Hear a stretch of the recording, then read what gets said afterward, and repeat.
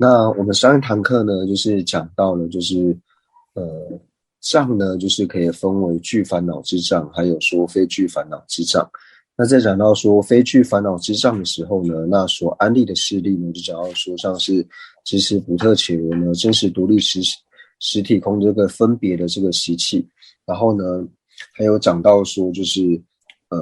由其所生之心的出众，就是取恶处。那就是我们讲到说，就是我执的这个习气呢，把它安立为就是像是从一切有部到应成派来好，无论说是把它安立为所知障也好，或者说安立为非具烦恼之障呢，那这个呢都是一样的。那就是我们讲到说呢，就是除了一切有部呢，就是把所知障，因为它没有所知障这个名言，所以它是把它安立为叫做非具烦恼之障。那除了安立为非具烦恼之障之外呢，那它同样呢，它也要有一个特殊的就是安立的方式，就是把它称之为就是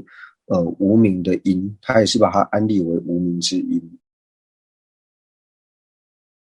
那这边呢，就讲到说，就是在讲到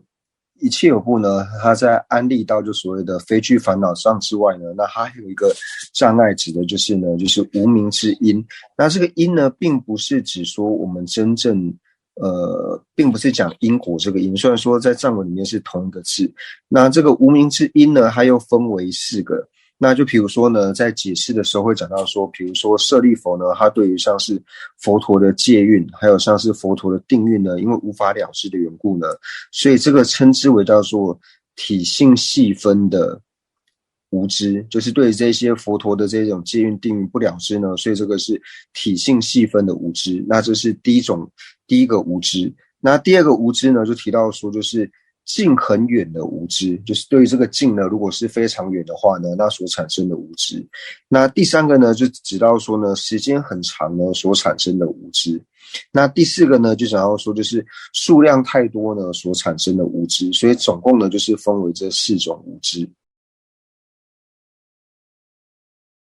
所以第一个呢，就讲到说体性细分的这个无知呢，就讲到说舍利弗呢，因为他无法了知呢，像是佛陀的戒运以及定运等等，因为佛陀身上的戒运或是定运呢，因为是以体性来说呢，都是非常维系的缘故，所以这种体性呢，这种细分体性的话呢，那舍利弗是无法了知的，所以称之为叫做细分体性的无知。第二个呢，就讲说近太远呢，就是关于就是他所了解的近呢，就是太远的缘故，所以无法了知的这种无知呢。那所举例就像说目犍连呢，他对于说其母就是投身在地狱这一点呢是无法了知，就是目犍连的母亲呢，就是提到说就是圣菩提光明，那这个是他妈妈的名字，就是目犍连他的母亲呢，就是往生了以后呢，就是投身到地狱。但是目犍连尊者特有神通呢，他并没有办法观察到说他母亲在地狱。那这个呢，就是因为说地狱呢在人界就是太遥远的地方，所以他去观察的时候呢，并没有办法了知到说他的母亲投身到何处。所以这个所指的呢，就是只说近太远而无法了知。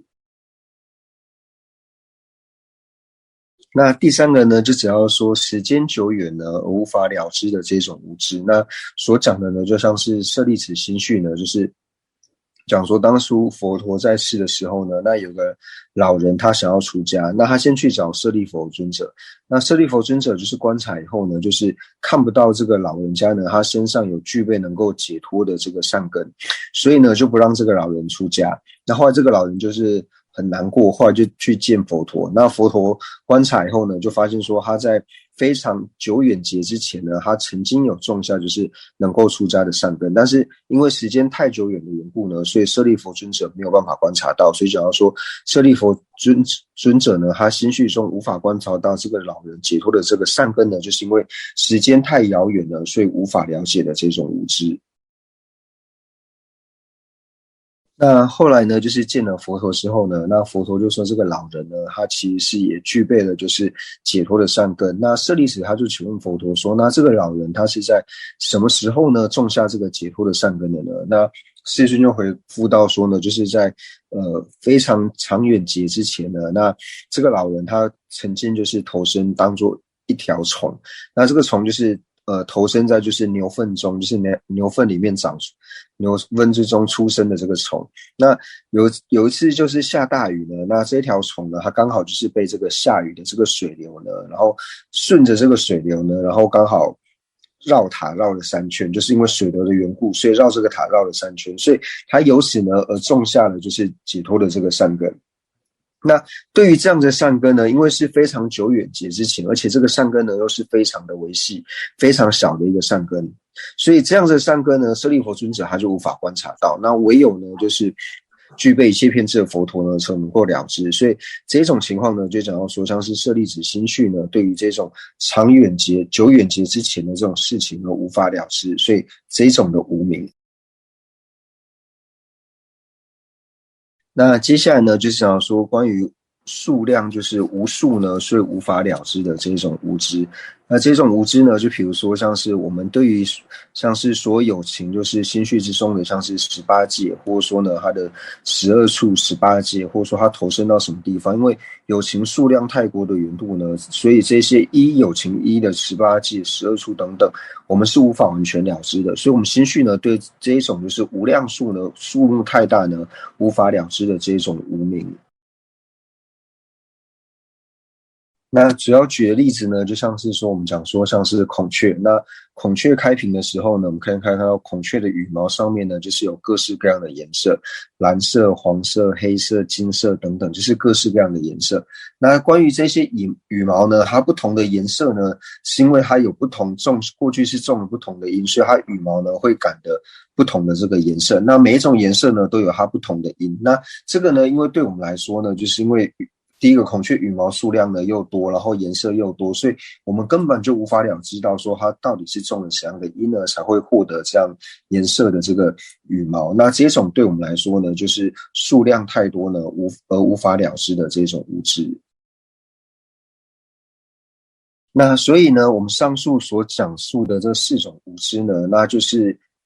以一切有部来说呢，它承许这4种呢都是非具烦恼之障。那当然呢，这4种非具烦恼之障呢，就是以应成派还有说像是秩序派来说的话呢，他们并不承许说这个呢是所谓的非具烦恼之障。那在俱舍，这最主要呢是引自于俱舍论。那俱舍论呢是把这4个呢称之为叫做非具烦恼之暗，它不是用障碍这个词，它是用非具烦恼之暗。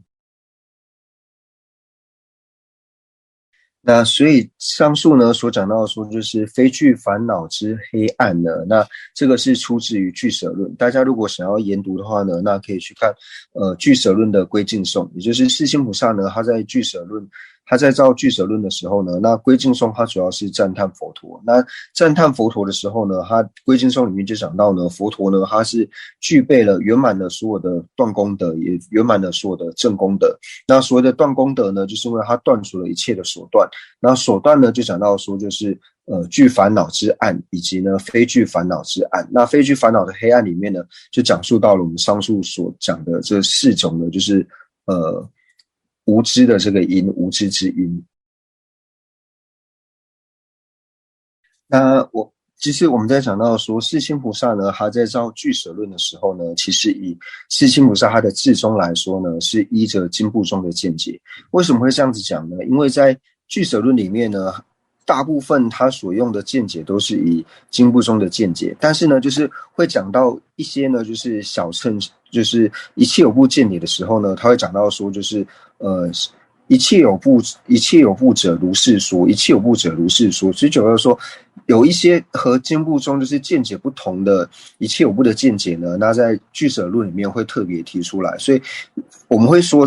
正在著俱舍论这个时候的世亲呢，他所持的见解呢是经部中的见解。但是呢，我们知道说就是有早期跟晚期。那等到世亲菩萨呢，他造完了俱舍论之后呢，那后来就是在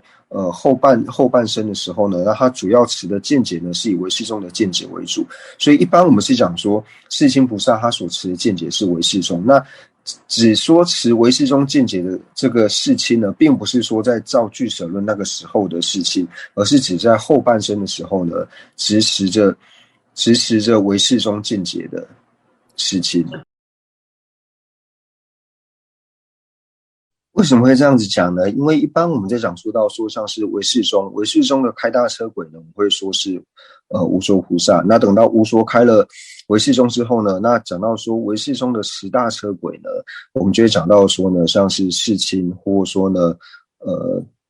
陈那、法称等等。那最主要呢，就是因为以他们所造的这个世亲菩萨他后半生所造的这些论著呢，就是唯识宗呢，他们在引用经论的时候呢，除了引用无所的这个论点之外呢，那也会引用像是世亲菩萨他晚期所造的这些著作。那除了这边所讲述的以外呢，那同样的我们可以看到，就是宗喀巴大师的辩了不了义三说章论的归敬颂里面呢，在讲到说归敬于唯识的这些先贤的时候呢，那就讲到说开大车鬼呢是无着，那持教大车鬼呢，那像是世亲，或者说呢像是陈那、法称等等呢，所以世亲菩萨是把它安立为就是唯识中的持教大车鬼。那以上呢就是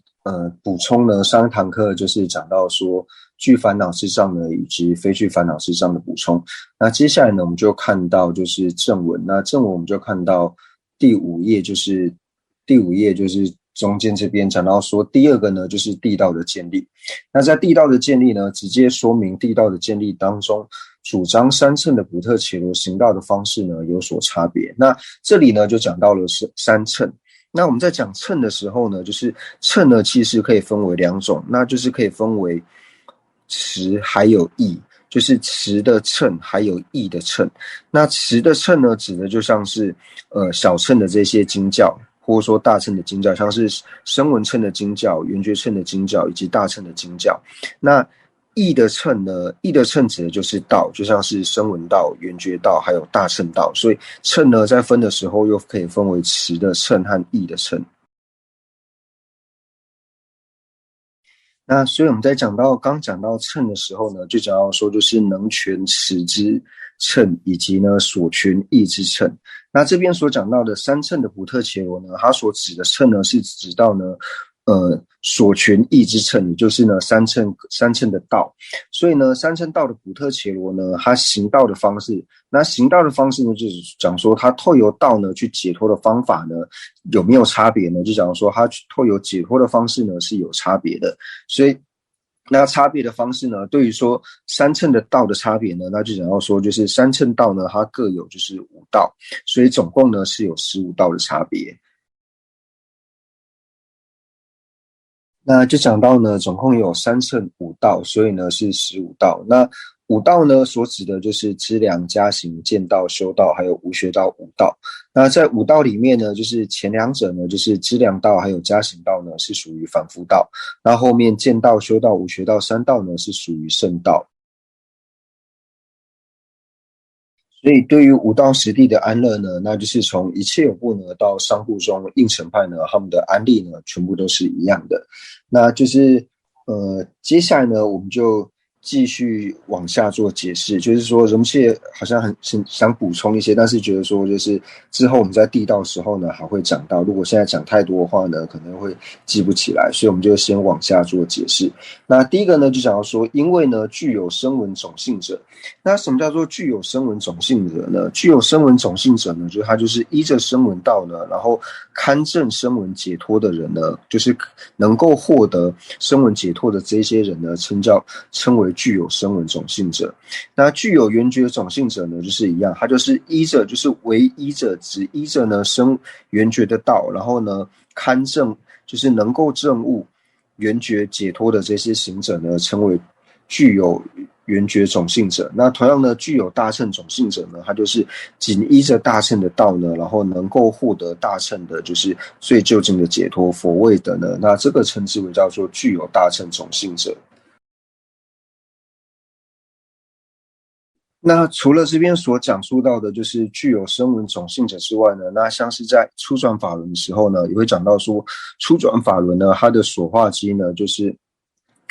具有小乘种性者，或是具有声闻种性者。但是我们在讲到说初转法轮的小乘种性者，或是初转法轮的声闻种性者，指的呢是指说就是中意识，并不是我们这里所讲到的就是小乘行者以及大乘的这种行者，或者说呢，在中转法轮的时候呢，会讲到说中转法轮的所化机呢是大乘种性者。那在中转法轮的大乘种性者呢，指的是大乘的中义师，而不是讲到说我们前面所讲到的就是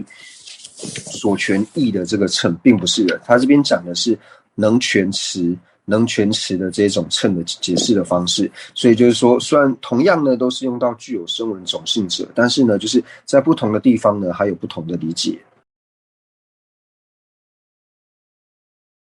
那为什么说在初转法轮的时候呢，它的所化机是讲到说具有声闻种性者？那这个具有声闻种性者呢，讲的是说就是声闻乘的这个中义师呢，就是声闻中义师呢，因为呢最主要就是因为初转法轮呢，它的所诠呢，它所诠释的这个内容呢，是讲到说呢，外境是成立的，以及呢一切法呢皆是自性成立的。那因为承许说外境是成立，以及承许一切法呢都是自性成立的呢，那在四部中里面就是一切有部以及经部中的缘故，所以就讲到说呢，它初转法轮最主要的所化机呢，就是对着这个声闻的这些声闻乘的这个中义师。那讲到声闻乘的中义师呢，就是讲到说就是一切有部以及经部的这个中义师，就指到说小乘的中义师。那原因就是因为呢，它最主要所权的内容就是外境成立以及诸法呢都是自性成立的。那成立这两者呢，恰巧就是一切有部以及经部中的中义师。那至于说呢，讲到说二转法轮的所化机呢，是指到就是大乘的中义师。为什么是讲到大乘的中义师呢？因为二转法轮它最主要的所权的内容呢，就讲到说诸法呢都是自性不成立的。那承许诸法都是自性不成立的呢，那除了中观宗之外呢，并没有其他是承许的。所以讲到说二转法轮的所化机呢，除了是大乘中义师之外呢，而且是对于大乘中义里面的中观宗呢，才是它最主要的所化机。那同样的呢，在讲述到三转法轮的时候呢，会讲到说三转法轮的所化机呢，它同样呢也是大乘的这个中义师。为什么也是大乘的中义师呢？那这个我们知道说，就是在经论里面呢，它特别有讲到说，就是像在初转法轮的时候呢，初转法轮的主要所化机呢是小乘种性者。那中转法轮的主要所化机呢是大乘种性者。那我们知道说，这边讲的小乘种性以及大乘种性指的呢，就是小乘中义师以及大乘中义师。不过中转法轮的大乘中义师呢，指的是中观宗。那第三转法轮呢，它最主要的所化机呢，也是大乘的中义师。那不过呢，在大乘中义师里面呢，它最主要的所化机指的是呢唯识宗。为什么呢？因为以三转法轮来说呢，它从字面上呢就直接显示了，就是依他己还有缘成时呢是第十成立的，那片计值呢是第十不成立的。那这样子承许的中义师呢，唯有唯识宗而已。所以讲到说呢，三转法轮最主要的所化机呢是唯识的中义师。那为什么要特别做这样的说明呢？就是因为我们在这边呢讲到说，在地道见里面所讲到的具有声闻种性者呢，这里所讲到的是指说就是安住于声闻乘，或是呢缘觉乘的这种小乘的修行者呢，就是安住于小乘道者呢，或者说声闻道者呢，所以讲到说具有声闻种性者。但是我们不要因为这边理解到说声闻种性者呢，是指说安住到小乘道的这些有情呢，声闻道的这些有情呢，所以就认为说所有的具有声闻种性者呢，全部都是指安住于声闻道的有情，并不是的。因为就像刚刚讲述到的，像在讲述三转法轮的时候呢，虽然说他同样也会用就是有声闻种性者，但是在三转法轮里面所用的有声闻种性者，他这边的种性者呢，所指的呢是指中义师，所以这个种性者呢，在不同的地方呢有不同的理解。那不过呢，就是我们现在在讲地道建立的时候呢，所看到的种性者呢，他所指的呢，就是安置于小乘道者，或是安置于大乘道者，并不是指小乘中义师和大乘中义师，所以这个呢是要区分清楚的。那所以呢，这边讲到说呢，就是具有声闻种性者呢，就指说堪成为就是依着声闻道修学呢，然后堪证声闻菩提的这个有情呢，他将就是了解补特伽罗真实独立实体空的这个见解呢，那这边所讲到的就是我们讲到说补特伽罗真实独立实体空指的呢就是细分的这个人无我。那对于说呢，就是初分的人无我呢，我们讲到说常依自主空嘛，所以这边讲到说了解补特伽罗呢真实独立实体空的见解。那这边的见解呢，指的呢就是了知，也就是证得呢补特伽罗独立实体空的这个智慧。所以这边讲到见解呢，就指的呢就是指智慧分。那这样子的智慧分呢，就是要和就是方便分呢二者结合，就是智慧和方便双运之后呢，那方便道呢，我们指的就像是礼敬、供养等等这些方便分呢，就是二者呢要双运之后呢，才有办法成就就是这一乘的菩提的缘故，所以才会特别讲到说分为智慧分以及方便分。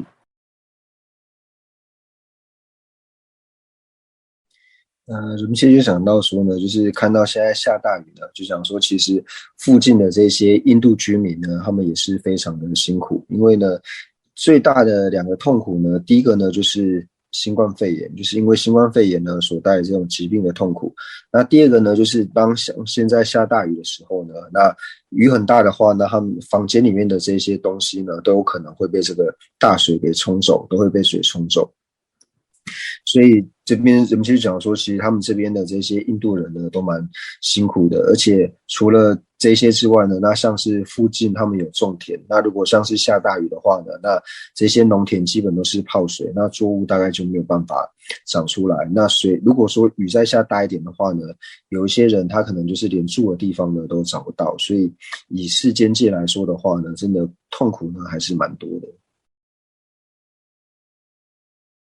那所以这边呢就讲到说，就是将呢证得就是细分补特伽罗无我呢，也就是证得补特伽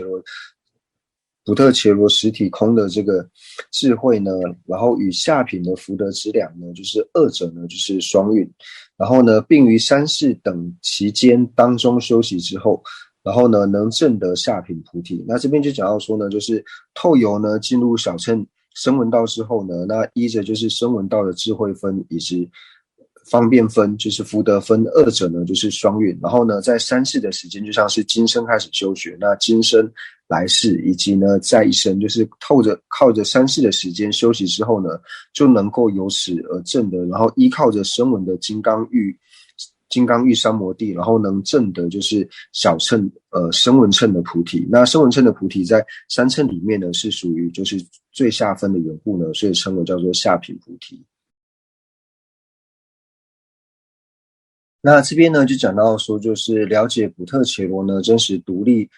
实体空的这个见解呢，那这边用的见解呢，我们可以讲到说，除了这里像用见解之外，那我们一般也会讲到说，像是用中观见，或者是讲到说空正见。那无论说用空正见或是中观见呢，它来解释的时候呢，同样也都可以分为两种解释，就是它可以从境来做解释，那也可以从有境呢做解释。那从境来做解释呢，就是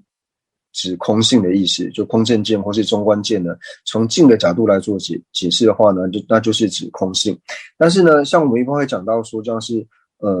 就是对于空正见呢，就是诸位生起者令生起，以生起者不退转的时候呢，那像在这种时候呢，就是讲到空正见的时候，或者说中观见的时候呢，如果说诸位生起者令生起，那如果用空性来解释呢，就会有点不通顺。所以这个时候呢，就是用有境的方式。那有境的方式就是指到说呢，证得空性的这个智慧，或者说呢，就是指证得空性的这个智慧。所以就是在讲到见解的时候呢，它可以从境的角度以及有境的角度呢来做解释。那我们先来解释什么叫做声闻。那声闻这两个字呢，讲到就是闻呢，最主要呢就是讲到说，就是声闻呢，他们依靠着他们的善知识，也就是佛呢，在佛的跟前呢，听闻了这些教法之后呢，那自己如实修持之后呢，然后再为别人去做讲说宣说呢，所以叫做声闻。所以有的时候中文也叫做就是闻宣，就是听闻之后呢，为其他有情宣说。所以就像刚才所讲述呢，就是藏文里面呢，它在讲述到声闻的时候呢，除了用声闻这个字，那另外一个呢就是用文宣这个字。那声闻跟文宣的意思呢，其实是一样的，就是讲到说呢，就是从善知识佛跟前听闻之后呢，然后为他者做讲述。不过就是声闻的那个闻呢，在中文是就是听闻的意思，但是在藏文里面，它这个闻呢，闻的意思呢，就是都是用退这个字。那声闻的这个退的字呢，它是有就是为别人宣说，就是听闻之后呢，为别人宣说的这个意思。所以它这个声闻里面的这个退字呢，它指的是为别人去做讲说。那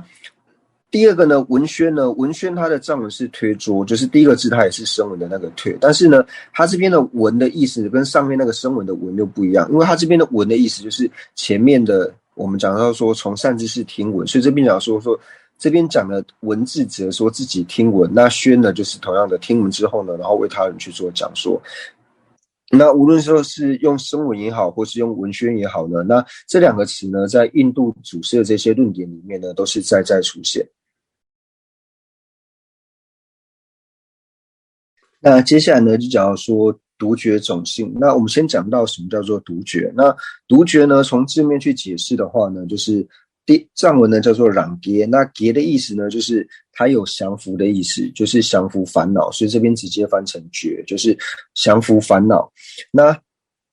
第一个呢，独的意思是什么呢？独呢，就是指说自己一个人。那自己一个人的意思呢，就是独觉呢，他在最后一世就是要现证独觉菩提的时候呢，他是不依靠其他善知识的教戒，就是独自呢能够证入于独觉的菩提的缘故呢，所以叫做独。所以独呢，指的只是说他在最后一生呢，就是要现证他的果位菩提的时候呢，不需要依靠的其他善知识，所以叫做独，就是独自的意思，不依靠他者。那觉呢，就是从烦恼里面呢，就是醒觉，从降服烦恼之意，所以讲到说呢，独觉它字面的意思。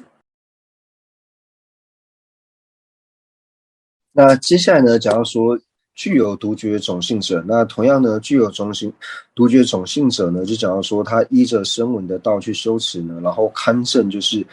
独觉菩提的呢，叫做具有独觉种性者。那具有独觉种性者呢，我们在安利的时候呢，就像是安利独觉的资粮道、独觉的加行道、见道、修道。那同样呢，在安利声闻种性者的时候呢，会安利像是声闻的资粮道、加行道、见道、修道。那为什么说不会安利无学道呢？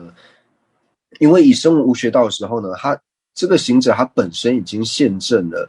声闻的菩提，所以他不是就是堪证声闻菩提者，因为他已经现证，所以他不是堪能证的独觉菩提的人，因为他已经现证了独觉的菩提，所以呢，他就不是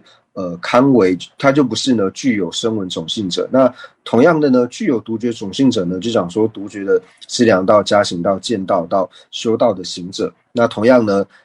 无学道呢，并不是，因为他已经现证了独觉的菩提，所以就不是堪能证的独觉菩提者。那这是大部分的安利的方式。那有一些的教材里面呢，它会讲述到说，像是将进入声闻道的这个有情呢，也可以安利为就是堪为声闻种性者。那将入独觉道的有情呢，也可以安利为就是堪为独觉种性者。那不管怎样，就是一般呢，在安利的时候呢，就是从资粮道呢开始安利。那同样的呢，具有独觉种性者呢，他将就是上面所讲述到的，就是证得补特伽罗真实独立实体空的这个智慧呢，和中品的这个福德资粮呢，就是二者双运，就是悲智双运，方便分和智慧分双运之后呢，然后他能够就是百劫中修学之后呢，能证的就是独觉菩提。那我们就讲述到说，就是像无论是声闻圣者、声闻种性者，或是独觉种性者呢，他在修习就是上面的这个细分补特伽罗的这个见解，然后结合呢，就是下品的资粮或是中品的这个资粮呢，那在修持的过程呢，就是前面呢就是下品、中品以及上品的时间呢，就是下品资粮道、中品资粮道还有上品资粮道修持的时间呢会比较长。那他什么时候呢能够进入就是加行道的暖位的时候，他只要能够进入家庭到暖位的时候呢，他就能够在今生呢，就是依靠着就是声闻的金刚玉三摩地，然后呢现证声闻的菩提，或者依靠着圆觉的金刚玉三摩地而现证独觉的菩提。那同样的呢，这边讲到说，具有声闻种性者，将如上的见解，也就是上述讲到呢，就是正得细分人无我的这个智慧。那为什么这边它同样也是安利，就是正得，就是圆觉的这个见解呢，也是安利着就是正得细分人无我的这个智慧呢？因为我们知道说，这个是小乘中义师呢跟大乘中义师呢的差别。为什么呢？因为像是一切有部跟经部中来说的话呢，因为他们不承许法无我，所以他们只承许人无我的缘故。那因为只承许人无我的时候呢，所以就造成了说他三乘的见解呢是没有差别的。因为三乘里面呢最细分的，因为以一切有部跟经部中来说呢，他们最细微的见解呢，就是证得就是补特伽罗真实独立实体空的这个智慧呢，这个见解呢，对他们来说就是最深细的见解。所以除了人无我之外呢，他们有比人无我还要更深细见解的缘故呢，所以三乘的究竟见解呢，全部都是一样的，就是通达补特伽罗真实独立实体空的这个智慧呢。这个见解呢，对他们来说就是最细分的见解，所以三乘的见解呢是无有差别的。所以因为三乘的见解无有差别的缘故呢，所以他们所依的智慧分呢都是一样的，全部都是依着通达细分人无我的这个智慧。那这边呢，就是要做一个区别，就是我们讲到呢，就是以下部中来说呢，下部中他在安立究竟见解的时候呢，会讲到说声闻缘觉还有菩萨呢，他们的究竟见解是一样的。那为什么说一切有部他不用大乘这个词呢？因为他不承许说大乘呢是佛所说的，所以他们讲的时候会讲说声闻乘、缘觉乘以及菩萨。所以为什么说就是声闻缘觉还有菩萨呢？他们的见解呢都是一样的，因为呢他们最细的见解就是然后说细分的人无我。那除了一切有部和经部中之外呢，那上部中呢就是应成派呢也是一样的，因为应成派呢会讲到说无论是声闻缘觉或是大乘的三乘的见解呢是一样的。那虽然说一切有部还有像是应成派他们都讲述到呢就是三乘的见解呢是一样的，而且呢就是他们承许说呢就是就以一切有部来说的话呢，他全部都承许就是通达细分补特伽罗无我的这个见解呢是最细分的见解。那同样呢应成呢他也是可以承许说就是三乘呢他都可以通达就是人无我，虽然说所讲的呢都是人无我，但是人无我所代表的意思呢是完全不一样的。这里呢就想要说，除了一切有部呢它是将就是声闻乘还有缘觉乘呢他们的究竟见解呢安立的是一样的之外呢，那以大乘的中义师来说，像是以唯识宗来说的话呢，唯识宗呢他也是认为说，就是以唯识宗的角度，他认为呢声闻还有缘觉呢他们的主要所修呢是一样的，也就是呢以唯识派的角度见解来看的话呢，声闻的主要所修以及独觉的主要所修呢都是补特伽罗呢真实独立实体空。那它所要对峙的呢也就是补特伽罗真实独立的这个实质呢是它所要对峙的，这个呢是它最细分的所破。那它所要证的呢就是补特伽罗真实独立实体空，这是它最主要的所证。那为什么他要这样子安立呢？因为呢对于唯识宗来说的话呢，他承许法无我，但是法无我呢它是安立为大乘的究竟所修的缘故。那既然法无我是安立大乘究竟所修的话呢，就变成说小乘它的主要所修呢就变得一样，没有办法再去做一个区分。所以呢这个是唯识宗呢跟下部宗不同的地方。虽然说他们两个呢都是承许到说就是声闻以及缘觉呢他们的究竟的见解呢是一样的，都是安立为就是补特伽罗真实独立实体空。但是呢他在唯识宗在安立大乘的究竟见解的时候呢，他就不会安立和下部宗一样的，是说他所安立的大乘的主要见解呢就是以法无我呢来作为他主要的一个见解，所以这个呢也是唯识宗和下部宗的一个差异。那我们在知道说就是唯识宗的想法之后呢，那接下来再看到秩序派。那秩序派呢又不一样了，秩序派呢他在安立的时候呢，他认为声闻的主要所修呢，声闻的究竟所修呢就是补特伽罗真实独立的实体空。那圆觉的主要所修呢，就是二取空；那大乘的主要所修呢，就是空性，或者说呢第十空。那无第十的这一点，所以呢，三乘的究竟所修呢，把它安立为全部都不一样的呢，那这个是秩序派。所以也唯有秩序派呢，将三乘的所修呢完全安立不同。那所以讲到说呢，就是具有独觉种性者呢，将如上的见解与中品的福德之量，就是双运之后呢，能够于百劫等期间中修习之后呢，能够证的就是中品的菩提。那为什么说独觉的菩提呢是中品菩提，那声闻的菩提呢是下品菩提？那跟他们的所断呢是没有任何的关系的，因为他们的所断呢全部一样，都是补特伽罗真实独立的实体。那所以在所断方面呢并没有差别，那差别呢就是在于说福德之量的部分。因为呢以小乘来说呢，它累积福德之量只要累积3世的时间，但是呢以独觉来说的话呢，它需要透有百劫的时间呢来累积它的资粮，所以它的福德相较于小乘相较于声闻乘来说呢是中品的缘故，所以小乘的菩提称为中品菩提，然后独觉的菩提呢称为中品菩提。最主要原因呢并不是在见解上面的差别，最主要呢也是在累积资粮上面的差别。就是这边讲到说，想请问仁波切呢，就是经部中以上呢，他在承许就是非具烦恼之障呢，非具烦恼之爱是烦恼障吗？那仁波切就回答说不是，因为呢，只要是讲到说非具烦恼之障的话，它一定不会指烦恼障。就是你们可以开玩笑说，因为非具烦恼之障呢，就是中文是用非具2个字，但藏文里面就是直接就是不是，所以非具它指的就是指说不是烦恼之障，所以既然都讲说不是烦恼之障，它就不可能会是烦恼障了。那就是第二个问题呢，就是藏传他们的中译书作者呢是如何了解毗婆沙的资讯呢？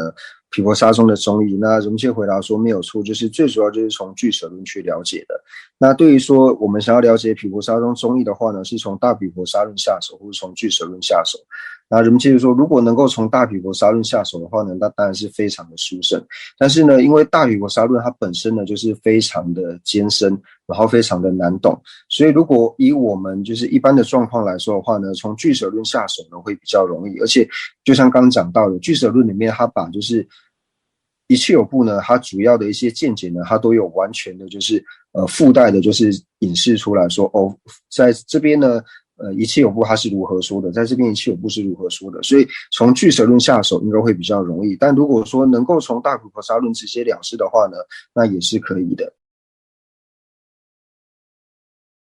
那就是接下来的第一个问题呢，就是毗婆沙中讲四圣谛空的形象呢，是否就讲说补特伽罗常依自主空呢？那人们说这个是没有错的，就是在讲到四圣谛的这个16形象里面呢，就讲无穷、无常、苦、空、无我。那空指的呢，就是补特伽罗常依自主空；那无我指的呢，就是补特伽罗真实独立实体空。这是一般的，就是共学的。就是先回答刚刚的问题，就是说，呃，就是应成的来看呢，就是空性是否会变成世俗谛，或者说圣义谛是否也会成为世俗谛？那人们切是回答说不可能，这样，就是它本身就是相违的，所以不可能说空性或者说圣义谛会变成世俗谛。那这边人们其实就回答到说呢，就是为什么会有这样子的疑惑呢？因为就是有一些人呢，他会误解到像是般若经里面的意思，因为在般若经里面呢，他讲到说就是空性呢是世俗中有，所以当看到空性是世俗中有的时候呢，他会把空性是世俗中有跟空性是世俗谛两者呢会搞混。但是呢，在般若经里面所讲到的世俗中有指的意思呢，是指到名言有的意思，并不是世俗谛的意思，所以这两者呢是要区分清楚的。所以就讲说，空性呢它是世俗中有，为什么呢？因为空性它是名言有，但是空性它是世俗中有，并不是讲述到说空性它本身能够成为世俗谛。所以只要能够区分就是世俗中有和世俗谛的差别的话呢，那就不会搞混了。那仁波切，我想要问仔细一点，就是说，那是所有能够成为空性的势力的，它都应该不可能是世俗谛，对吗？人们觉得说没有错，你只要讲到说空性的势力的时候，或者空性的事项的时候，它一定不会成为世俗谛这样。就像我们在安立常的事项的时候呢，不可能去安立无常；在安立无常的事项的时候呢，也不可能去安立常法，这个是一样的。就是毗婆沙宗是不是承许不特伽罗实质有我，对吧？那如果在这个条件之下，他又承许四圣谛的那个无我形象，那刚才仁波切也说了，只要你证得无我形象的话，你也可以证得不特伽罗独立实质有我空。那这样子的话，他是不是有点矛盾？那就是有一点就是不要搞混了，就是我们上一堂课呢讲到说，就是在路中善显密意书呢讲到说，一切有部呢，它承许说补特伽罗真实独立实体有呢，并不是说一切有部都是这样子承许，而是讲到说，就是在一切有部里面呢，就是正量部或者说独指部呢，它承许补特伽罗真实独立实体有之外呢，那其他的一般的一切有部，它同时也是承许就是补特伽罗真实独立实体空的，所以才会讲说到四谛里面呢，说安立的无我是安立就是真实独立实体空的这个无我。那再讲到说四谛形象里面的空的形象的呢，是讲到说常依自属空的形象。那当然如果说是以独指部或者说是正量部呢，就是它是承许补特伽罗真实独立实体有的这个来说的话呢，那同样的呢，它无论是空也好或是无我也好呢，它就只能够安立常依自属空。那就是想请问仁波切呢，就是有部呢，他是否认为是说设法独立实有呢，是补特伽罗我执呢？那